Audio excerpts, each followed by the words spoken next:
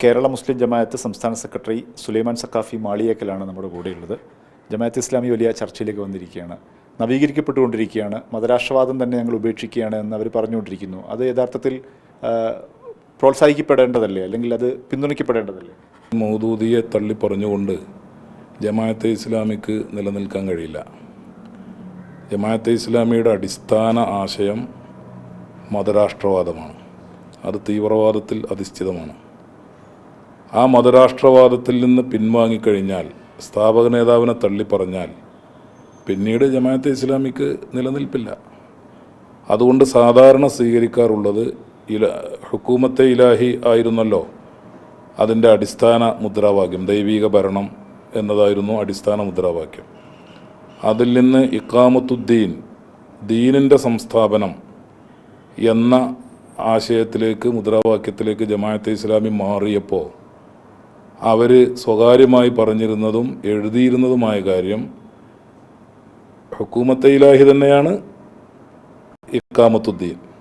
കാരണം ദീനിന് മൗലാന മൗദൂദിയുടെ വ്യാഖ്യാന പ്രകാരം സ്റ്റേറ്റ് എന്നാണ് അർത്ഥം. ദീൻ എന്ന് പറഞ്ഞാൽ സ്റ്റേറ്റാണ്. അപ്പോൾ ഇഖാമത്തുദ്ദീൻ എന്ന് പറഞ്ഞാൽ സ്റ്റേറ്റിൻ്റെ സംസ്ഥാപനം എന്നായി. അതും ഹുക്കൂമത്തെ ഇലാഹിയും തമ്മിൽ അർത്ഥത്തിൽ മാറ്റമില്ല. അക്ഷരത്തിൽ മാറുന്നത് ഹുക്കൂമത്തെ ഇലാഹി എന്ന പദം പൊതുസമൂഹത്തിൽ തെറ്റിദ്ധാരണ പരത്തുന്ന ഒരു പദമാണ്. അതുകൊണ്ട് അതേ അർത്ഥത്തിലുള്ള, അതേ ആശയമുള്ള മറ്റൊരു പദത്തിലേക്ക് മാറുന്നു എന്നാണ് അന്ന് പറഞ്ഞത്. അതേപോലെയാണ് യഥാർത്ഥത്തിൽ ജമാഅത്തെ ഇസ്ലാമി മൗദൂദിയെ തള്ളിപ്പറയുന്നതും. പൊതുസമൂഹത്തിൽ മൗദൂദിയെ തള്ളിപ്പറയുന്നു. അതേസമയം മൗദൂദിയുടെ ഈ മതരാഷ്ട്രവാദങ്ങൾ ഉൾക്കൊള്ളുന്ന, തീവ്രവാദ സമീപനങ്ങൾ ഉൾക്കൊള്ളുന്ന എല്ലാ പുസ്തകങ്ങളും, കേരളത്തിൽ വാസ്തവത്തിൽ മൗദൂദിയുടെ പുസ്തകങ്ങൾ കേരളീയർ പരിചയപ്പെടുന്നത് തന്നെയും ജമാഅത്തെ ഇസ്ലാമി അത് പ്രസിദ്ധീകരിക്കുന്നത് കൊണ്ടാണ്. ജമാഅത്തെ ഇസ്ലാമിക്ക് മൗദൂദിയുടെ ആശയങ്ങളോട് യോജിപ്പില്ലെങ്കിൽ, അവരതിൽ നിന്ന് പിന്മാറിയിട്ടുണ്ടെങ്കിൽ ആദ്യം ചെയ്യേണ്ടത് ഈ സാഹിത്യങ്ങൾ പിൻവലിക്കുക എന്നതാണ്. ആ സാഹിത്യങ്ങൾ തുടരെ പ്രസിദ്ധീകരിക്കുകയും അത് മൗദൂദിയുടെ സാഹിത്യങ്ങൾ പരിഭാഷപ്പെടുത്തുക മാത്രമല്ല, അതിനെ ഉപജീവിച്ചുകൊണ്ട് ധാരാളം പുസ്തകങ്ങൾ കേരളത്തിലെ മൗദൂദി എഴുത്തുകാർ, ജമാഅത്തെ ഇസ്ലാമിയുടെ എഴുത്തുകാർ ധാരാളം പുസ്തകങ്ങൾ പ്രസിദ്ധീകരിച്ചിട്ടുണ്ട്. അപ്പോൾ മൗദൂദിയുടെ ആശയം മാത്രമല്ല, ഇത് കേരളത്തിലെ ജമാഅത്തെ ഇസ്ലാമിയുടെയും കൂടി ആശയമാണ്. ആ ആശയം പിൻവലിക്കുന്നത് സ്വാഗതാർഹവുമാണ്. പക്ഷേ സാഹിത്യങ്ങൾ കൂടി പിൻവലിച്ച് കേരളീയ മുസ്ലിം സമുദായത്തോട് ജമാഅത്തെ ഇസ്ലാമി മാപ്പ് പറയണം. കാരണം കേരളത്തിൽ ഒരു കാലത്ത് ജമാഅത്തെ ഇസ്ലാമി പറഞ്ഞുകൊണ്ടിരുന്നത് ഇന്ത്യയുടെ നിയമപ്രകാരമുള്ള, ഇന്ത്യൻ ഭരണഘടന പ്രകാരം ഇന്ത്യ വിഭാവന ചെയ്യുന്ന സർക്കാർ സ്ഥാപനങ്ങളിൽ മുസ്ലിം വിദ്യാർത്ഥികൾക്ക് പഠിക്കാൻ പാടില്ല. അത് ബഹുദൈവത്വമാണ്, താഗൂത്ത് എന്നാണ് അവരുടെ മൗദൂദി ഭാഷ. അത് താഗൂത്താണ്, ബഹുദൈവാരാധനയുടെ ഭാഗമാണ്. അതേപോലെ ഗവൺമെൻറ് സ്ഥാപനങ്ങളിൽ, സർക്കാരിൻ്റെ സ്ഥാപനങ്ങളിൽ ഉദ്യോഗം സ്വീകരിക്കാൻ പാടില്ല മുസ്ലിം കുട്ടികൾ, മുസ്ലിം ചെറുപ്പക്കാർ. അവരുടെ നീതിക്കും നിയമത്തിനും വേണ്ടി, വ്യവഹാരങ്ങൾക്ക് വേണ്ടി കോടതിയെ സമീപിക്കാൻ പാടില്ല. ഇങ്ങനെ ഇന്ത്യൻ ജുഡീഷ്യറി, ഇന്ത്യയുടെ വിദ്യാഭ്യാസ സ്ഥാപനങ്ങൾ, ഇന്ത്യയുടെ സർക്കാർ സ്ഥാപനങ്ങൾ, അതോടൊപ്പം ഇന്ത്യയുടെ തെരഞ്ഞെടുപ്പിൽ മത്സരിക്കാൻ പാടില്ല, വോട്ട് ചെയ്യാൻ പാടില്ല. പാർലമെൻറ്റുമൊക്കെ ഒരു കാലത്ത് മുസ്ലിമീങ്ങൾക്ക് വിലക്കി. അങ്ങനെ മുസ്ലിം സമുദായത്തെ വിദ്യാഭ്യാസപരമായും രാഷ്ട്രീയമായും തൊഴിൽപരമായും വളരെയധികം പിറകോട്ട് വലിച്ച പിന്തിരിപ്പൻ ആശയമായിരുന്നു ജമാഅത്തെ ഇസ്ലാമിയുടെ ഇത്തരം വാദങ്ങൾ. ആ വാദങ്ങൾ പിൻവലിച്ച് മുസ്ലിം സമുദായത്തോട് മാപ്പ് പറഞ്ഞിട്ട് വേണം മൗലാന മൗദൂദിയെ തള്ളിപ്പറയാൻ. ആ കാലഘട്ടത്തിൽ ഈ പറഞ്ഞ തെരഞ്ഞെടുപ്പിൽ പങ്കെടുക്കാൻ പാടില്ല, സർക്കാർ ജോലി, ആ നിലപാടൊക്കെ അവർ തിരുത്തി അവർ ജനാധിപത്യ പ്രക്രിയയുടെ ഭാഗമായി തീരുമാനിച്ചു. ഒരു രാഷ്ട്രീയ പാർട്ടി ഉണ്ടാക്കി. അതുപോലും അവർ നേരത്തെ എടുത്ത നിലപാടിന് വിരുദ്ധമാണല്ലോ. അങ്ങനെ ഒരു മാറ്റത്തിനും നവീകരണത്തിനും ഞങ്ങൾ തയ്യാറാണ്. പിന്നെ എന്തിനാണ് മറ്റുള്ളവർ അതിനെ അങ്ങനെ നവീകരിച്ചുകൊണ്ടിരിക്കുന്ന ഒരു സംവിധാനത്തെ എന്തിനാണ് വിമർശിക്കുന്നതെന്നൊരു ചോദ്യം. രണ്ട് കാര്യങ്ങളുണ്ട്. ഒന്ന്, ഈ പറഞ്ഞ പ്രസിദ്ധീകരണങ്ങളൊക്കെയും വോട്ട് നിഷിദ്ധമാക്കിക്കൊണ്ടും അതേപോലെ തെരഞ്ഞെടുപ്പ് നിഷിദ്ധമാക്കിക്കൊണ്ടും അങ്ങനെ തുടങ്ങിയുള്ള നേരത്തെ പറഞ്ഞ പിന്തിരിപ്പൻ വാദങ്ങളൊക്കെയുള്ള പുസ്തകങ്ങൾ ഇപ്പോഴും ജമാഅത്തെ ഇസ്ലാമി പ്രസിദ്ധീകരിച്ചു കൊണ്ടിരിക്കുന്നുണ്ട്. ഇപ്പോഴും അവരുടെ പുസ്തകശാലകളിൽ ഇപ്പോഴും അത് ലഭ്യമാണ്. അപ്പോൾ ഒരു ഭാഗത്ത് ഇങ്ങനെയൊക്കെ പറയുകയും ചെയ്യുകയും ചെയ്തുകൊണ്ടിരിക്കുമ്പോൾ തന്നെ മറുഭാഗത്ത് ഈ അടിസ്ഥാന ആശയങ്ങൾ പ്രചരിപ്പിച്ചുകൊണ്ടിരിക്കുന്നു. രണ്ടാമത്തെ കാര്യം, ഈ ആശയങ്ങളൊക്കെ ജമാഅത്തെ ഇസ്ലാമി പറഞ്ഞിട്ടുള്ളത്, ജമാഅത്തെ ഇസ്ലാമി വാസ്തവത്തിൽ ഒരു പ്രബോധന പ്രസ്ഥാനം അല്ലെങ്കിൽ ഒരു മതസംഘടന എന്നതിനപ്പുറം അതൊരു രാഷ്ട്രീയ സംഘടനയാണ്. രാഷ്ട്രീയ സംഘടന മതത്തെ ദുരുപയോഗപ്പെടുത്തിക്കൊണ്ട് വളരാൻ ശ്രമിച്ച ഒരു രാഷ്ട്രീയ സംഘടന എന്ന് പറയാം.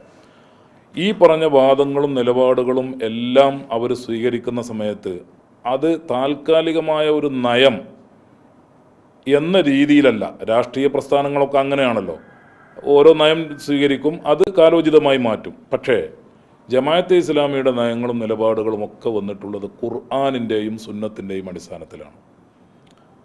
ഖുർആനും സുന്നത്തും അടിസ്ഥാനത്തിൽ പറഞ്ഞിട്ടുള്ള തൗഹീദും വിശ്വാസവുമായി ബന്ധപ്പെട്ട കാര്യങ്ങളിൽ പിന്നീട് നിലപാട് മാറ്റം സ്വീകാര്യമല്ല. അത് മതപരമായി തന്നെ സ്വീകാര്യമല്ല. ഇസ്ലാമിനെ സംബന്ധിച്ചിടത്തോളം ഗവേഷണം അല്ലെങ്കിൽ ഇജ്തിഹാദ് എന്നൊക്കെ പറയുന്ന കാര്യങ്ങൾ നടക്കുന്നത് തന്നെ കർമ്മശാസ്ത്രപരമായ വിഷയങ്ങളിലാണ്.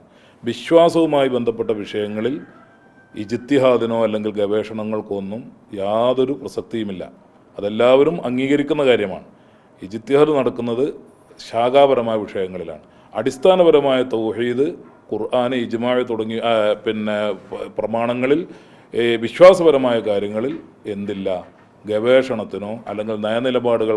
ഉദാഹരണം പറഞ്ഞാൽ, ഇന്ന് ശിർക്കായ ഒരു കാര്യം, ബഹുദൈവാരാധനയുടെ ഭാഗമായൊരു കാര്യം നാളെ തൗഹീദാവൂല. ഇന്ന് തൗഹീദായ ഒരു കാര്യം നാളെ ശിർക്കും ആവൂല. തൗഹീദ് എന്നും തൗഹീദാണ്, ഷിർക്ക് എന്നും ഷിർക്കാണ്. പക്ഷേ ജമാഅത്തെ ഇസ്ലാമി ഖുർആനിനെ ദുർവ്യാഖ്യാനിച്ചുകൊണ്ട് ഇന്നത്തെ ഷിർക്ക് നാളെ തൗഹീദ്, നാളത്തെ തൗഹീദ് ഇന്ന് ഷിർക്ക്, ഈ രൂപത്തിൽ മാറ്റിക്കൊണ്ടിരിക്കുകയാണ്. അതിന് ഇസ്ലാമിനോ മുസ്ലിം സമൂഹത്തിനോ യോജിക്കാൻ കഴിയില്ല. മറ്റൊരു കാര്യം, ഈ മതരാഷ്ട്രവാദം എന്നുള്ളതാണല്ലോ ആരോപണം. അത് ഈ ആരോപിക്കപ്പെടുന്ന രീതിയിലൊരു മതരാഷ്ട്രവാദം എന്നുള്ളതല്ല, മറിച്ചൊരു ഇസ്ലാമിൻ്റെ വിശാലമായ സാമൂഹ്യ രാഷ്ട്രീയ കാഴ്ചപ്പാട് വെച്ചുകൊണ്ടുള്ള ഒരു മൂല്യാധിഷ്ഠിത സമൂഹത്തെ വാർത്തെടുക്കുകയാണ്. അതൊരിക്കലും ആരോപിക്കപ്പെടുന്ന ഒരു മതരാഷ്ട്രവാദമല്ല. എന്തിനാണ് മതരാഷ്ട്രവാദം എന്നുള്ള ആരോപണം തന്നെ അടിസ്ഥാനം എന്താണ്? അങ്ങനെ ഒരു കാര്യമല്ല മൗദൂദി പോലും വിഭാവനം ചെയ്തത് എന്നുള്ളൊരു വാദം കൂടെ അവരുടെ ഭാഗത്ത് നിന്ന് തന്നെ ഉയരുന്നുണ്ട്. യഥാർത്ഥത്തിൽ എന്താണ് അപകടം? ഈ ഉദ്ദേശിക്കുന്ന ഈ രാഷ്ട്രീയ ഇസ്ലാമിന് അല്ലെങ്കിൽ ഈ ഒരു സംവിധാനത്തിൻ്റെ യഥാർത്ഥത്തിൽ അപകടം എന്താണ്? ഇതിൽ ഏറ്റവും പ്രധാനപ്പെട്ട കാര്യം, മതരാഷ്ട്രവാദം, ഇസ്ലാമിക രാഷ്ട്രം, ഇത് രണ്ടും രണ്ടാണ്. ഇസ്ലാമിൽ രാഷ്ട്രീയമുണ്ട്, ഇസ്ലാമിൽ ഭരണവുമുണ്ട്. പക്ഷേ ഇസ്ലാം ഒരു രാഷ്ട്രീയ പാർട്ടിയല്ല, ഒരു രാഷ്ട്രീയ പ്രസ്ഥാനമല്ല. ഭരണം ഇസ്ലാമിൻ്റെ ആത്യന്തിക ലക്ഷ്യവുമല്ല. ഇസ്ലാം ലക്ഷ്യം വെക്കുന്നത് വിമലീകരിക്കപ്പെട്ട അല്ലെങ്കിൽ നാനാതരത്തിൽ സംസ്കരിക്കപ്പെട്ട ഒരു ജനതയുടെ സൃഷ്ടിപ്പാണ്. അതാണ് ഇസ്ലാമിൻ്റെ പ്രാഥമികമായ ലക്ഷ്യം. അങ്ങനെ വിമലീകരിക്കപ്പെട്ട ഒരു ജനവിഭാഗം ലോകത്തോ അല്ലെങ്കിൽ രാജ്യത്തോ ഉണ്ടാകുമ്പോൾ സ്വാഭാവികമായും ഒരു നാഗരികത രൂപപ്പെടും, അവിടെ ഒരു രാഷ്ട്രീയമുണ്ടാവും, അതിനെ തുടർന്നൊരു ഭരണമുണ്ടാവും. ആ ഭരണത്തിന് ഇസ്ലാം നിയമങ്ങളും സിവിൽ, ക്രിമിനൽ ഉൾപ്പെടെയുള്ള നിയമങ്ങളും ഭരണ സംവിധാനങ്ങളും ഒക്കെ ഇസ്ലാം പറയും. അതേസമയം ജമാഅത്തെ ഇസ്ലാമി വിഭാവന ചെയ്യുന്നത് മതരാഷ്ട്രമാണ്. മതരാഷ്ട്രം എന്നതുകൊണ്ട് ജമാഅത്തെ ഇസ്ലാമി ഉദ്ദേശിക്കുന്നത്, ഇന്ത്യയിൽ ഒരു മുസ്ലിമിന് മുസ്ലിമായി ജീവിക്കണമെങ്കിൽ ആദ്യമായി വേണ്ടത് ഇന്ത്യയിലെ ഭരണകൂടത്തെ അട്ടിമറിക്കുക എന്നതാണ്. അതായത് ഭരണമില്ലാതെ ഒരു മുസ്ലിമിന് മുസ്ലിമായി ജീവിക്കാൻ സാധ്യമല്ല. ഇസ്ലാമിക ഭരണ വ്യവസ്ഥ നിലവിലില്ലാത്ത ഒരു രാജ്യത്ത് ഒരു മുസ്ലിമായി ജീവിക്കുക എന്ന് പറയുന്നതിൻ്റെ അർത്ഥം സാങ്കല്പികമായ ഒരു വീട് പോലെയാണ് ഇസ്ലാം. ഭരണമില്ലാത്ത നാട്ടിൽ ഇസ്ലാം എന്ന് പറയുന്നത് ഒരു സാങ്കല്പികമായ വീട് പോലെയാണ്. നമ്മുടെ സങ്കല്പത്തിലുള്ള ഒരു വീടിന് അടിസ്ഥാനമില്ലാത്തതുപോലെ ഭരണമില്ലാത്ത മതത്തിന്, ഇസ്ലാമിന് അടിസ്ഥാനമില്ല എന്നാണ് ജമാഅത്തെ ഇസ്ലാമിയുടെ അടിസ്ഥാന കാഴ്ചപ്പാട്. ഇതാണ് മതരാഷ്ട്രവാദം. ജമാഅത്തെ ഇസ്ലാമി ഒരിക്കൽ മൗലാന മൗദൂദിയുമായിട്ടുള്ളൊരു അഭിമുഖത്തിൽ മൗദൂദി പറഞ്ഞിട്ടുണ്ട്, പാകിസ്ഥാനും ഇന്ത്യയും തമ്മിലൊരു യുദ്ധം നടന്നു എന്നിരിക്കട്ടെ, എങ്കിൽ ഇന്ത്യയുടെ മുസ്ലിമീങ്ങളുടെ ഉത്തരവാദിത്തം എന്താണ്? മൗദൂദിയുടെ മറുപടി, ഇന്ത്യൻ മുസ്ലിമീങ്ങൾ പാകിസ്ഥാനുമായി ചേർന്ന് ഇന്ത്യയുടെ സൈന്യത്തിനെതിരെ യുദ്ധം ചെയ്യണം. ഇന്ത്യയുടെ സൈന്യത്തിനെതിരെ യുദ്ധം ചെയ്യണം മുസ്ലിമീങ്ങൾ പാകിസ്ഥാനോട് ചേർന്ന്. ഇത് മതരാഷ്ട്രവാദത്തിൻ്റെ ഏറ്റവും ദുഷിച്ച മുഖമാണ്. ഇസ്ലാമിനൊരിക്കലും ഇത് അംഗീകരിക്കാൻ കഴിയില്ല. അപ്പോൾ ഭരണമില്ലെങ്കിൽ ഇസ്ലാമില്ല, ഭരണമില്ലെങ്കിൽ മുസ്ലിമീങ്ങൾക്ക് ആ നാട്ടിൽ മുസ്ലിമായി ജീവിക്കാൻ സാധ്യമല്ല എന്ന് പറയുന്നിടത്തു നിന്നാണ് മതരാഷ്ട്രവാദത്തിൻ്റെ ഏറ്റവും ദുരന്തപൂർണമായ മുഖം ആരംഭിക്കുന്നത്. അതാണ് സമസ്ത കേരള ജംഇയ്യത്തുൽ ഉലമയും കേരള മുസ്ലിം ജമാഅത്തും കാലങ്ങളായി എതിർത്തു പോകുന്നത് ഈ വാദത്തെയാണ്. ഇസ്ലാമിൽ രാഷ്ട്രീയമുണ്ടെന്നോ ഭരണമുണ്ടെന്നോ എന്ന് പറയുന്നതും ഇസ്ലാം നിലനിൽക്കുന്നത് തന്നെ ഭരണത്തിന് വേണ്ടിയാണ്. നിലവിലുള്ള ഭരണകൂടത്തെ അട്ടിമറിച്ചുകൊണ്ട് അവിടെ ഇസ്ലാമിൻ്റെ ഭരണം സ്ഥാപിക്കണം, എങ്കിലേ ഇസ്ലാം നിലനിൽക്കുകയുള്ളൂ എന്ന വാദത്തോട് ഇസ്ലാമിന് യോജിപ്പില്ല. അങ്ങനെയാണെങ്കിൽ മൗദൂദി പറയുന്നതാണ് ശരിയെങ്കിൽ ലോകത്ത് മുസ്ലിമീങ്ങളില്ല എന്ന് പറയേണ്ടി വരും, ലോകത്ത് ഇസ്ലാമും ഇല്ല എന്ന് പറയേണ്ടി വരും. കാരണം ജമാഅത്തെ ഇസ്ലാമി വിഭാവനം ചെയ്യുന്നത് പോലെയുള്ള ഒരു ഭരണം നടക്കുന്ന ഒരു പ്രദേശവും ഇന്ന് ലോകത്തില്ല. പക്ഷേ മുസ്ലിമീങ്ങൾ ലോകത്തിൻ്റെ എല്ലാ ഭാഗത്തും അവരുടെ പ്രബോധന പ്രവർത്തനങ്ങൾ നിർവഹിച്ചുകൊണ്ട് പ്രവർത്തിച്ചു വരുന്നുണ്ട്. ലോകത്തുള്ള മുസ്ലിമീങ്ങളെല്ലാം മുസ്ലിമീങ്ങളാണ്. അവിടെയുള്ള ഇസ്ലാം തന്നെയാണ്. ജമാഅത്തെ ഇസ്ലാമി പറയുന്നത് പോലെ ഭരണം ഇല്ലാത്തത് കൊണ്ട് ഇസ്ലാമില്ല, പിന്നെ അതേപോലെ ഭരണകൂടം ഇസ്ലാം അല്ലാത്തത് കൊണ്ട് മുസ്ലിമീങ്ങൾക്ക് അവിടെ ജീവിക്കാൻ സാധ്യമല്ല എന്നത് തെറ്റായ ആശയമാണ്. ആ ആശയത്തെയാണ് നാം എതിർക്കുന്നത്. ഇപ്പം സുന്നികൾക്കെതിരെ, സുന്നി പാരമ്പര്യ വിശ്വാസികൾക്കെതിരെ ജമാഅത്ത് ഇസ്ലാമി കേന്ദ്രങ്ങളിൽ നിന്ന് ഉയർന്നു വരുന്ന ആരോപണം അല്ലെങ്കിൽ ഒരു വിമർശനമായിട്ട് സുന്നികൾ ഇതിനെ ഒരു വിശ്വാസ, ഒരു ആചാര കർമ്മ പദ്ധതിയായി മാത്രം ചുരുക്കുന്നു. പള്ളികളിൽ പ്രാർത്ഥന, രാഷ്ട്രീയം എന്നുള്ളത് മുസ്ലിമിനെ സംബന്ധിച്ചിടത്തോളം അത് മാറ്റി നിർത്താൻ കഴിയാത്ത വിശ്വാസത്തിൻ്റെ ഭാഗമാണ്. അതിലേക്ക് കൈപിടിക്കുകയാണ് ഞങ്ങൾ ചെയ്യുന്നത്. സുന്നികൾ ഒരു ആരാധനാലയങ്ങൾ മാത്രമായിട്ട് ഇതിനെ തളച്ചിടുന്നു. ഈ ഒരു അർത്ഥം അല്ലെങ്കിൽ ഈ ഒരു വ്യാഖ്യാനം കൂടി വരുന്നതിനെ എങ്ങനെ പ്രതിരോധിക്കുക? രണ്ട് കാര്യങ്ങൾ ഇതിൽ മനസ്സിലാക്കണം. ഒന്നാമത്തെ കാര്യം, ലോകത്ത് ലാ ഹാക്കിമ ഇല്ലല്ലാ എന്ന് പറഞ്ഞുകൊണ്ട് ഈ പറയുന്ന മതരാഷ്ട്രവാദം ഉയർത്തുന്നത് ആദ്യമായി ജമാഅത്തെ ഇസ്ലാമി അല്ല. 4ാം ഖലീഫ, ഇസ്ലാമിൻ്റെ 4ാമത്തെ ഭരണാധികാരി അലി ഇബ്നു അബി ത്വാലിബ് റളിയല്ലാഹു അൻഹു കാലഘട്ടത്തിൽ അന്ന് മുആവിയ റളിയല്ലാഹു അൻഹു ഉൾപ്പെടെയുള്ള പിന്നെ ഒരു രാഷ്ട്രീയ കലഹവും സംഘർഷമൊക്കെ നടന്ന ഒരു സമയത്ത് ആ പ്രശ്നം ഒരു മധ്യസ്ഥൻ മുഖേന തീർക്കണം എന്ന് പറഞ്ഞ് ഒരു തീരുമാനം ഉണ്ടായി. അങ്ങനെ ആ മധ്യസ്ഥന് നിശ്ചയിച്ച ആ തീരുമാനം മധ്യസ്ഥന് വിട്ടുകൊടുക്കാം എന്ന് ഈ അലി റളിയല്ലാഹു അൻഹുവിൻ്റെ സദസ്സിൽ വെച്ച് തീരുമാനം പ്രഖ്യാപിച്ചപ്പോൾ ഒരു വിഭാഗം ആളുകൾ, അവരാണ് ഖവാരിജികൾ എന്നറിയപ്പെടുന്നത്, പ്രതിവിപ്ലവകാരികളെന്നോ പുറപ്പെട്ടു പോയവർ എന്നോ ഒക്കെ പറയാം. ഈ പ്രതിവിപ്ലവകാരികൾ ആദ്യം മുഴക്കിയ മുദ്രാവാക്യമാണ് ലാ ഹാക്കിമ ഇല്ലല്ലാ, വിധികർത്തൃത്വം അള്ളാഹുവിന് മാത്രം, അത് മധ്യസ്ഥന്മാരെ ഏൽപ്പിക്കാൻ പാടില്ല എന്ന് പറഞ്ഞുകൊണ്ട് പുറപ്പെട്ട വിഭാഗമാണ് ഖവാരിജ്. ധാരാളം ഇസ്ലാമിക ലോകത്ത് ധാരാളം സംഘർഷങ്ങൾക്കും കുഴപ്പങ്ങൾക്കൊക്കെ അത് കാരണമായി. ഒരുപാട് നൂറ്റാണ്ടുകൾ ആ സമര പോരാട്ടങ്ങളൊക്കെ നിലനിന്നു. അതിനുശേഷം പിന്നീട് ജമാഅത്തെ ഇസ്ലാമിയുടെ അബുൽ അഅ്ല മൗദൂദിയാണ് ലാ ഹാക്കിമ ഇല്ലല്ലാ എന്ന ആശയം ആയിട്ട് വരുന്നത്. അതിനു മുമ്പ് ഇബ്നു അബ്ദുൽ വഹാബിൻ്റെ നേതൃത്വത്തിൽ ലാ നാസിറ ഇല്ലല്ലാ എന്നൊരു വാദമുണ്ടായിരുന്നു. സഹായം അള്ളാഹുവിൽ നിന്ന് മാത്രം, സഹായതേട്ടം മനുഷ്യരോട് പാടില്ല എന്ന ഒരാശയം. ഇത് രണ്ടും ഖുർആൻ ആയത്ത് ദുർവ്യാഖ്യാനം ചെയ്തുകൊണ്ടാണ് ഈ രണ്ട് മുദ്രാവാക്യങ്ങളും വിളിച്ചത്. സഹായം അള്ളാഹുവിൽ നിന്ന് മാത്രം എന്ന മുദ്രാവാക്യം വിളിക്കുമ്പോൾ അതിൻ്റെ അർത്ഥം മനുഷ്യരോട് സഹായാർത്ഥന പാടില്ല എന്നാണ്. നാം ഇസ്ലാം അതിനെ ഗണ്ണിച്ചു. പരമമായ സഹായവും ആത്യന്തികമായ സഹായതേട്ടവും അള്ളാഹുവിനോട് മാത്രം. അതേസമയം മറ്റ് സഹായങ്ങൾ, ബാഹ്യമായ സഹായാർത്ഥനകൾ മനുഷ്യരോടും ആകാം എന്ന് പറഞ്ഞുകൊണ്ട് ഇസ്ലാം അതിനെ ഗണ്ണിച്ചു. അതേപോലെ ഒരാശയമാണ് ലാ ഹാക്കിമ ഇല്ലല്ലാ. ആത്യന്തികമായി ഹാക്കിമ് അള്ളാഹുവാണ് എന്ന കാര്യത്തിൽ മുസ്ലിം ലോകത്ത് തർക്കമില്ല. ഭരണാധികാരി അള്ളാഹുവാണ് എന്ന കാര്യത്തിലും തർക്കമില്ല. തർക്കമുള്ളത് എവിടെയാണ്? ഒരു പ്രദേശത്ത് ജനാധിപത്യ വ്യവസ്ഥ പ്രകാരം ഒരു തെരഞ്ഞെടുപ്പ് നടന്നു. ആ ഗ്രാമപഞ്ചായത്തിൽ ജനാധിപത്യ വ്യവസ്ഥ പ്രകാരം നടന്ന തെരഞ്ഞെടുപ്പിലൂടെ ഒരു പ്രാദേശിക ഗവൺമെൻറ് അധികാരത്തിൽ വന്നു. അധികാരത്തിൽ പ്രാദേശിക ഗവൺമെൻറ് ജനാധിപത്യ മതേതര സംവിധാന പ്രകാരം നിലവിൽ വന്നാൽ ആ ഭൂപ്രദേശത്തുള്ള അള്ളാഹുവിൻ്റെ ഭരണം നഷ്ടപ്പെട്ടിരിക്കുന്നു. അവിടെ ഇപ്പോൾ ഭരിക്കുന്നതാരാണ്? ജനാധിപത്യം എന്ന ബിംബമാണ്. മൗദൂദിയുടെ ഭാഷ്യം അതാണ്. ജനാധിപത്യം എന്ന ബിംബമാണ് ആ ഭൂപ്രദേശത്ത് ഇപ്പോൾ ഭരിക്കുന്നത്. ആ ബിംബത്തെ നിഷ്കാസനം ചെയ്ത് അവിടെ അള്ളാഹുവിൻ്റെ ഭരണം സ്ഥാപിക്കണം. ഇതാണ് മതരാഷ്ട്രവാദത്തിൻ്റെ അല്ലെങ്കിൽ ഹാക്കിമിയത്ത് വാദത്തിൻ്റെ പൊരുൾ. ഇവിടെയാണ് ഇസ്ലാം പറയുന്നത് അവിടെ ആര് ഭരിച്ചാലും, ലോകത്ത് ആര് ഏതൊക്കെ പ്രദേശങ്ങളിൽ ഭരിച്ചാലും ആത്യന്തികമായി ഭരണം നടത്തുന്നതും ആത്യന്തികമായി ഹാക്കിമും ആര് തന്നെയാണ്? അള്ളാഹു തന്നെയാണ്. നേരത്തെ പറഞ്ഞതുപോലെ നിങ്ങളിൽ നിന്ന് ഞാൻ സഹായം ചോദിക്കുന്നു, പക്ഷെ നിങ്ങൾ എനിക്ക് സഹായം നൽകുന്നത് ആത്യന്തികമായി അള്ളാഹുവിൽ നിന്ന് ലഭിക്കുന്നത് കൊണ്ടാണ് എന്ന് പറയുന്നത് പോലെ, ഏത് വിഷയത്തിലും ആത്യന്തികമായ സഹായി അള്ളാഹുവാണ് എന്ന് പറയുന്നത് പോലെ ആത്യന്തികമായി ഭരണാധികാരി ആര് തന്നെയാണ്? ആത്യന്തികമായി വിധികർത്തൃത്വം ആർക്ക് തന്നെയാണ്? അള്ളാഹുവിന് തന്നെയാണ്. അതാണ് ഇമാം റാസി ഉൾപ്പെടെയുള്ള ഖുർആൻ പണ്ഡിതന്മാർ ലാ ഹാക്കിമ ഇല്ലല്ലാ എന്ന് പറഞ്ഞത്. ആ അടിസ്ഥാനത്തിലാണ്. ആത്യന്തികമായി അള്ളാഹുവാണ് തീരുമാനമെടുക്കുന്നതും അള്ളാഹുവാണ് ഭരണം നടത്തുന്നതും.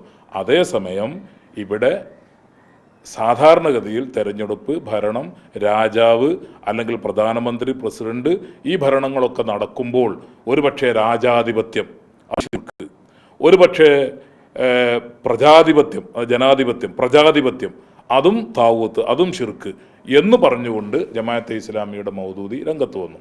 ഇതാണ് ഹാക്കിമിയത്ത് വാദത്തെ വിമർശിക്കപ്പെടാനുള്ള ഏറ്റവും പ്രധാനപ്പെട്ട കാരണം. ഇനി നിങ്ങളുടെ ചോദ്യത്തിലേക്ക് വരാം. ഇസ്ലാമിൻ്റെ സമ്പൂർണമായ വ്യവസ്ഥിതി അല്ലെങ്കിൽ ഇസ്ലാം സമ്പൂർണമായ ഒരു ജീവിത വ്യവസ്ഥിതിയാണ് എന്നതിനെ ആരും ചോദ്യം ചെയ്യുന്നില്ല. ജമാഅത്തെ ഇസ്ലാമി 1940-കൾക്ക് ശേഷമാണ് വരുന്നത്. ഞങ്ങൾ പള്ളി ദർസുകളിൽ പഠിപ്പിച്ചുകൊണ്ടിരിക്കുന്ന ഫത്തുഹുൽ മൊഴീനുണ്ട്. നമ്മുടെ കേരളക്കാരൻ സൈനുദ്ദീൻ മഖ്ദൂം രചിച്ച ഫത്തുഹുൽ മൊഴീന ഈജിപ്തിലും മറ്റനേകം ഇസ്ലാമിക മുസ്ലിം രാജ്യങ്ങളിലും അസ്ഹർ ഉൾപ്പെടെയുള്ള സർവകലാശാലകളിലും പുസ്തകമായി, പാഠപുസ്തകമായി ഉപയോഗിക്കുന്ന ഗ്രന്ഥമാണ് ഫത്തുഹുൽ മൊഴീൻ. ആ ഫത്തുഹുൽ മൊഴീൻ ഇസ്ലാമിൻ്റെ എല്ലാ സമഗ്രതയും പറഞ്ഞിട്ടുണ്ട്. ആരാധനാ കാര്യങ്ങൾ മാത്രമല്ല, ഫത്തുഹുൽ മൊഴീനിൻ്റെ, അതായത് ഇസ്ലാമിക കർമ്മശാസ്ത്രത്തിലെ ഒരു വിഷയമാണ് ആരാധനാ കാര്യങ്ങൾ. മറ്റൊരു വിഷയം മുആമലാത്താണ്, നമ്മുടെ ബിസിനസ്, കച്ചവടം, ബിസിനസ് കാര്യങ്ങൾ. മൂന്നാമത്തെ വിഷയം മുനാക്കഹാത്താണ്, വൈവാഹിക കാര്യങ്ങൾ. നാലാമത്തെ വിഷയം ജിനായാത്ത് എന്ന് പറയുന്നത് സിവിൽ ക്രിമിനൽ നിയമങ്ങളാണ്, അതായത് ഭരണവുമായി ബന്ധപ്പെട്ട വിഷയങ്ങളാണ്. അങ്ങനെ സമഗ്രമായി ഇസ്ലാമിനെ അവതരിപ്പിച്ച പ്രസ്ഥാനമാണ് ഞങ്ങളുടെ പ്രസ്ഥാനം. ഞങ്ങളുടെ പ്രസ്ഥാനം എന്ന് പറഞ്ഞാൽ പൂർവികകാലം മുതൽ തന്നെ, സമസ്തയും മറ്റുമൊക്കെ ഇപ്പോൾ അടുത്ത് വന്നതാണെങ്കിലും പൂർവികമായിട്ട് തന്നെ ഇസ്ലാമിൻ്റെ സമഗ്രതയെ അടയാളപ്പെടുത്തിക്കൊണ്ടാണ് അതിൻ്റെ കർമ്മശാസ്ത്ര ഗ്രന്ഥങ്ങളും അതിൻ്റെ എല്ലാ പാഠപുസ്തകങ്ങളും ഉള്ളത്. ഇത് ജമാഅത്തെ ഇസ്ലാമിയുടെ ഒരു എന്താ പറയുക, ഒരു വാദം മാത്രമാണ്. അല്ലാതെ ഇസ്ലാമിനെ പള്ളിയിൽ മാത്രം അല്ലെങ്കിൽ ആരാധനാകർമ്മങ്ങളിൽ മാത്രം ഒതുക്കണമെന്ന് സമസ്ത കേരള ജംഇയ്യത്തുൽ ഉലമയോ കേരള മുസ്ലിം ജമാഅത്തോ ഒരു കാലത്തും പറഞ്ഞിട്ടില്ല. അങ്ങനെ ഒരു നിലപാടും ഇല്ല. ചൂണ്ടിക്കാണിക്കുന്ന ഇപ്പം ഖലീഫമാരുടെ ചരിത്രം, അബൂബക്കർ സിദ്ദീഖ് ഒന്നാം ഖലീഫ പള്ളിയിൽ ഇബാദത്ത് ചെയ്ത് കൂടിയ ആളല്ല. അദ്ദേഹം ഭരണാധികാരിയായിരുന്നു, രാഷ്ട്രീയത്തിൽ ഇടപെട്ട ആളായിരുന്നു. അപ്പം ഒരു മുസ്ലിം വിശ്വാസ്യം പൂർണ്ണമാവണമെങ്കിൽ നിങ്ങൾ രാഷ്ട്രീയത്തിൽ ഇറങ്ങണം, നിങ്ങൾ ഇസ്ലാമികമായ ഒരു രാഷ്ട്രീയ സംവിധാനത്തിലേക്ക് ഇറങ്ങണം എന്ന് അവരെ പ്രചോദിപ്പിക്കുന്ന ഒരു വാദമാണ് അവർ ഉന്നയിക്കുന്നത്. അതെ, ആ വാദത്തെയാണ് ഈ രാഷ്ട്രീയമുണ്ടെങ്കിലേ, ഭരണമുണ്ടെങ്കിലേ ഇസ്ലാം പൂർണ്ണമാവുകയുള്ളൂ, അല്ലെങ്കിൽ ഒരു മുസ്ലിമായിട്ട് ഒരാൾക്ക് ജീവിക്കാൻ സാധിക്കുകയുള്ളൂ എന്ന് പറയുന്ന അത്യന്തം അപകടകരമായ ആ വാദത്തെയാണ് നാം വിമർശിച്ചുകൊണ്ടിരിക്കുന്നത്. ഇന്ത്യയിൽ ഒരു ഭരണ സംവിധാനം നിലവിലുണ്ട്. ലോകത്തെല്ലാ രാജ്യങ്ങളിലും ഭരണ സംവിധാനങ്ങൾ നിലവിലുണ്ട്. അങ്ങനെ ഭരണ സംവിധാനം നിലനിൽക്കുമ്പോൾ ആ ഭരണത്തോട്, ഭരണത്തിന് കീഴിൽ മുസ്ലിമീങ്ങൾക്ക് അവരുടെ മതം പ്രചരിപ്പിക്കാനും അവരുടെ ആരാധനാകർമ്മങ്ങൾ നിർവഹിക്കുവാനും അവരുടെ സമഗ്രമായ ജീവിത വ്യവസ്ഥിതി അനുസരിച്ച് ജീവിക്കാനും സ്വാതന്ത്ര്യവും അവസരവും ഉണ്ടായിരിക്കവേ ആ രാജ്യത്തിൻ്റെ ഭരണകൂടത്തിനെതിരെ തിരിഞ്ഞ് അതിനെ അട്ടിമറിച്ച് ഒരു ഇസ്ലാമിക ഭരണം സ്ഥാപിക്കുക എന്നത് ഇസ്ലാമിൻ്റെ കാഴ്ചപ്പാടല്ല. ഇസ്ലാം അങ്ങനെ ആരോടും നിർദ്ദേശിച്ചിട്ടില്ല. ഖലീഫ ഉമറും അതുപോലെ ഖലീഫ അബൂബക്കർ സിദ്ദീഖ് തങ്ങളും അവരൊക്കെ ഭരണം നടത്തിയത് നേരത്തെ പറഞ്ഞ വിമലീകരിക്കപ്പെട്ട ഒരു സമൂഹത്തെ സൃഷ്ടിക്കുക എന്നതാണ് ആദ്യം ചെയ്തത്. നബി സല്ലല്ലാഹു അലൈഹി വസല്ലം തങ്ങൾ മദീനയിലും പരിസരങ്ങളിലും ആദ്യം ചെയ്തത് ഭരണമല്ല, ആദ്യം നിർവഹിച്ചത് ഒരു സംസ്കരിക്കപ്പെട്ട ജനതയുടെ സൃഷ്ടിപ്പാണ്. ആ ജനത വളർന്ന് വികസിച്ചൊരു നാഗരികത രൂപപ്പെട്ടപ്പോൾ അവിടെ ഒരു ഭരണം വേണ്ടി വന്നു. ആ ഭരണം സ്വാഭാവികമായും നബി തിരുമേനിയുടെ കൈകളിൽ വന്നു. നബി തിരുമേനിയുടെ കാലശേഷം അത് പിന്നീട് ഖലീഫമാരിലൂടെ തുടർന്നു. ആ ഭരണകൂടത്തിൽ മുസ്ലിമീങ്ങളും അമുസ്ലിമീങ്ങളും എല്ലാ പൗരന്മാരും സ്വതന്ത്രരായി സർവ്വ സ്വാതന്ത്ര്യവും ഉപയോഗിച്ചുകൊണ്ട് ജീവിച്ചു. ഇതാണ് ഇസ്ലാമിൻ്റെ ഭരണത്തിലും രാഷ്ട്രീയത്തിലുമൊക്കെയുള്ള കാഴ്ചപ്പാട്. കേരളത്തിൽ പ്രത്യേകിച്ചും CPM ശത്രുപക്ഷത്ത് നിർത്തിക്കൊണ്ടുള്ള വലിയ ആക്രമണങ്ങൾ നടക്കുന്നുണ്ട്. CPM ഒരു ഹിന്ദുത്വ പാർട്ടിയാണെന്നുള്ള പ്രചാരണമാണ് ജമാഅത്ത് ഇസ്ലാമി നടത്തുന്നത്. അങ്ങനെ ഒരു നിലപാട് സംഘടനയ്ക്ക്? CPM ഒരു ഹിന്ദുത്വ പാർട്ടിയാണെന്ന് ഞങ്ങൾ കരുതുന്നില്ല. CPM അതുപോലെ CPM ഉൾക്കൊള്ളുന്ന ഇടത് ജനാധിപത്യ മുന്നണി മതേതര സ്വഭാവത്തിൽ പ്രവർത്തിക്കുന്ന ഒരു പ്രസ്ഥാനമാണ് എന്ന് തന്നെയാണ് ഞങ്ങൾ കരുതുന്നത്. ഏതെങ്കിലും ഒരു UDF-നെയും അങ്ങനെ ഒരു മതേതര വിരുദ്ധ അല്ലെങ്കിൽ ജനാധിപത്യ വിരുദ്ധ സംവിധാനമായി ഞങ്ങൾ കരുതുന്നില്ല. പക്ഷേ അങ്ങനെയൊക്കെ അവർ ധരിക്കപ്പെടാനും വായിക്കപ്പെടാനും ഒക്കെ ജമാഅത്തെ ഇസ്ലാമി കാരണമാവും. ഈ ജമാഅത്തെ ഇസ്ലാമി മുസ്ലിം സമുദായത്തിലെ ന്യൂനപക്ഷമായ, അതോടൊപ്പം സമുദായത്തിനും രാജ്യത്തിനും വളരെ അപകടകരമായ നിലപാടുകൾ സ്വീകരിക്കുന്ന ജമാഅത്തെ ഇസ്ലാമിയെ മുന്നണിയുടെ ഭാഗമായോ അല്ലെങ്കിൽ തെരഞ്ഞെടുപ്പ് പിന്തുണയുടെ ഭാഗമായോ ദൃശ്യവൽക്കരിക്കാൻ ശ്രമിക്കുന്ന ഏത് മുന്നണിയായാലും, അത് ഇടതു മുന്നണിയാണെങ്കിലും ഐക്യമുന്നണി ഏത് മുന്നണിയാണെങ്കിലും അവരോടുള്ള ഞങ്ങളുടെ സമീപനം ഞങ്ങൾക്ക് പുറത്ത് പറയേണ്ടി വരും. രാഷ്ട്രീയമായ സമീപനം ഞങ്ങൾക്ക് പുറത്ത് പറയേണ്ടി വരും. ഇത് ഞങ്ങളുടെ പ്രാസ്ഥാനികമായ സങ്കുചിതത്വമല്ല, മറിച്ച് രാജ്യ താൽപ്പര്യങ്ങൾക്ക് അല്ലെങ്കിൽ കേരള സംസ്ഥാനത്തിൻ്റെ താൽപ്പര്യങ്ങൾക്ക് വിരുദ്ധമായി പ്രവർത്തിക്കുന്ന ഒരു രാഷ്ട്രീയ കക്ഷി അല്ലെങ്കിൽ ഒരു വിഭാഗം എന്ന നിലക്ക് ജമാഅത്തെ ഇസ്ലാമിയെ അനാവശ്യമായി ദൃശ്യവൽക്കരിക്കുന്നതിൽ നിന്ന് ഇടതുപക്ഷവും വലതുപക്ഷവും ഒരേപോലെ മാറി നിൽക്കണം.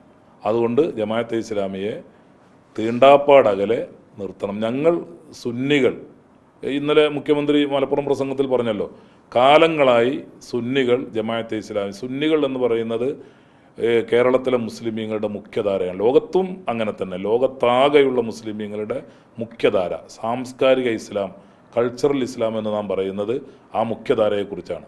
സുന്നികളാണ് കേരളത്തിലും മുഖ്യധാരാ മുസ്ലിമീങ്ങൾ. മുഖ്യധാരാ മുസ്ലിമീങ്ങൾ ജമാഅത്തെ ഇസ്ലാമിയുടെ പിറവി തൊട്ട് തന്നെ അതിനെ എതിർത്ത് പോന്നിട്ടുണ്ട്. ആ നിലപാടിലേക്ക് CPM ഇപ്പോൾ ഏതായാലും പൂർണ്ണമായി എത്തിയിട്ടുണ്ട്. UDF-ഉം ആ നിലപാടിലേക്ക് വരണം. ജമാഅത്തെ ഇസ്ലാമിയുടെ പിന്തുണ കൊണ്ട് ആർക്കും ഒന്നും നേടാനില്ല. അതേസമയം നഷ്ടങ്ങൾ ചിലപ്പോൾ ഭയാനകമായിരിക്കും. ജമാഅത്ത് ഇസ്ലാമി ഈ മുഖ്യധാരയിലേക്ക് വരാൻ ശ്രമിക്കുന്ന ഈ ഒരു നീക്കത്തെ ഏത് രീതിയിൽ പ്രതിരോധിക്കാനാണ് കേരളത്തിലെ സുന്നി സമൂഹം, പ്രത്യേകിച്ച് സംഘടന, അതിരൂക്ഷമായി പ്രതികരിക്കും? ജമാഅത്തെ ഇസ്ലാമി എന്ന ഈ തീവ്രവാദത്തെ ഞാൻ നേരത്തെ പറഞ്ഞല്ലോ, ജമാഅത്തെ ഇസ്ലാമി ജമാഅത്തെ ഇസ്ലാമിയോട് നമുക്ക് ഗുണകാംക്ഷയാണുള്ളത്. ജമാഅത്തെ ഇസ്ലാമി എന്ന പ്രസ്ഥാനത്തിൻ്റെ നേതാക്കളും അതിൽ പ്രവർത്തിക്കുന്ന ഏതെങ്കിലും ആളുകളുണ്ടെങ്കിൽ അവരോടൊക്കെ നമുക്ക് ഗുണകാംക്ഷയാണുള്ളത്. അവർ ആ അവസ്ഥയിൽ തന്നെ നിലകൊള്ളണം എന്ന് നാം ഒരിക്കലും ആഗ്രഹിക്കുന്നില്ല. അതുകൊണ്ടാണ് മൗലാന മൗദൂദിയെ അവർ തള്ളിപ്പറയുമ്പോൾ നാം അതിനെ സ്വാഗതം ചെയ്യുന്നത്. പക്ഷേ ആ തള്ളിപ്പറയുന്നത് ആത്മാർത്ഥമായിരിക്കണം. അത് ആത്മാർത്ഥമാണ് എന്ന് തെളിയണമെങ്കിൽ ഈ പറയുന്ന അദ്ദേഹത്തിൻ്റെ സാഹിത്യങ്ങളും വാദങ്ങളുമൊക്കെ ജമാഅത്തെ ഇസ്ലാമി പിൻവലിക്കണം. തെറ്റാണ് ഞങ്ങൾ ചെയ്തത് എന്ന് ജമാഅത്തെ ഇസ്ലാമി തുറന്ന് സമ്മതിക്കണം.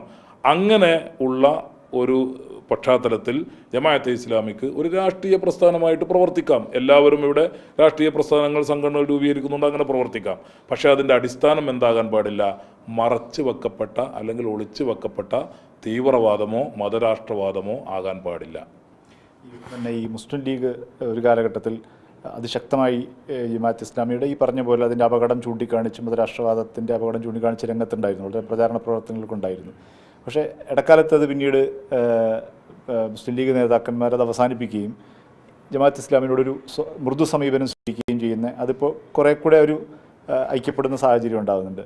അത് രാഷ്ട്രീയ പാർട്ടി എന്നതിലുപരിയായിട്ട് ഒരു മുസ്ലിം സാമുദായിക പാർട്ടി കൂടിയാണല്ലോ. അത് മുസ്ലിം കമ്മ്യൂണിറ്റിക്ക് ഉണ്ടാക്കുന്ന അപകടം എത്രത്തോളം ഉണ്ട്? ഒരു തെറ്റിദ്ധാരണയുടെ ഫലമായിട്ടാണ് രാഷ്ട്രീയ പ്രസ്ഥാനങ്ങൾ, മുസ്ലിം ലീഗ് ആയാലും മറ്റേത് രാഷ്ട്രീയ പ്രസ്ഥാനങ്ങളാണെങ്കിലും, ഒരു തെറ്റിദ്ധാരണയുടെ ഫലമായിട്ടാണ് ജമാഅത്തെ ഇസ്ലാമിയുമായി സംസാരിക്കുന്നത് എന്നാണ് ഞാൻ മനസ്സിലാക്കുന്നത്.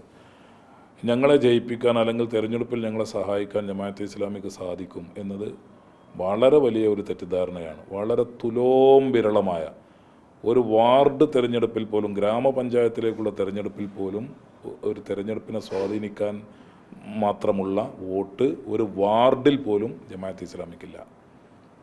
അങ്ങനെയുള്ള ഒരു ജമാഅത്തെ ഇസ്ലാമിയെയോ അല്ലെങ്കിൽ അതിൻ്റെ രാഷ്ട്രീയ സംവിധാനങ്ങളെയോ കൂടെ കൂട്ടി കൂടുതൽ പൊതുസമൂഹത്തിൽ അതേപോലെ ഇസ്ലാമിക സമൂഹത്തിലും ഒറ്റപ്പെടാൻ അവസരമുണ്ടാക്കരുത് എന്നാണ് എല്ലാ രാഷ്ട്രീയ പ്രസ്ഥാനങ്ങളോടും ഞങ്ങൾക്ക് പറയാനുള്ളത്.